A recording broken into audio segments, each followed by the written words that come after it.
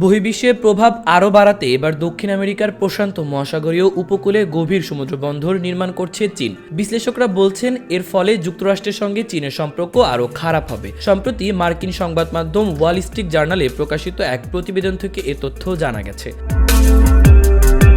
লাতিন আমেরিকার দেশ পেরুর চানকাই উপকূলে এই সমুদ্র বন্দর নির্মাণ করছে চীনের শিপিং কোম্পানি কসকো। চলতি বছরের শেষের দিকে চীনের প্রেসিডেন্ট শি জিনপিং এই বন্দর উদ্বোধন করতে পারেন বলে জানা গেছে। ওয়াল স্ট্রিট জার্নালের প্রতিবেদনে বলা হয়েছে বন্দরটি নির্মাণ কাজের প্রায় 70% শেষ হয়ে গেছে। বাকি কাজ খুব শীঘ্রই শেষ হবে বলে আশা করা যাচ্ছে।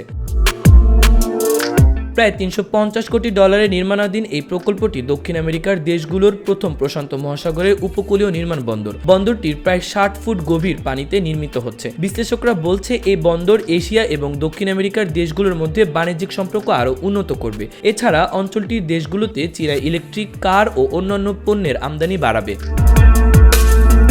ওয়াল স্ট্রিট জার্নালে বলেছে বন্দরটি লাতিন আমেরিকার চীনে উত্থান বন্ধ করার পক্ষপাতী যুক্তরাষ্ট্রের জন্য একটি চ্যালেঞ্জ তৈরি করেছে। যুক্তরাষ্ট্র চিন্তিত যে এই বন্দরের ওপর চীনা নিয়ন্ত্রণ বেইজিংকে দক্ষিণ আমেরিকার প্রাকৃতিক সম্পদের উপর দখল আরও শক্তিশালী করবে।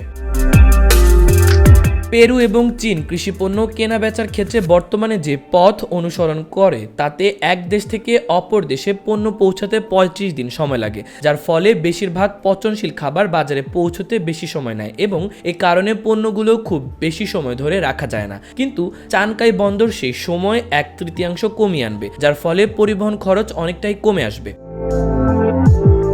আগামী নভেম্বরে অনুষ্ঠিত হতে যাওয়া এশিয়া প্যাসিফিক ইকোনমিক কোঅপারেশন জোটের নেতাদের শীর্ষ সম্মেলনে শি জিনপিং উপস্থিতি থাকার সময় এই বন্দরটি উদ্বোধন করা হতে পারে।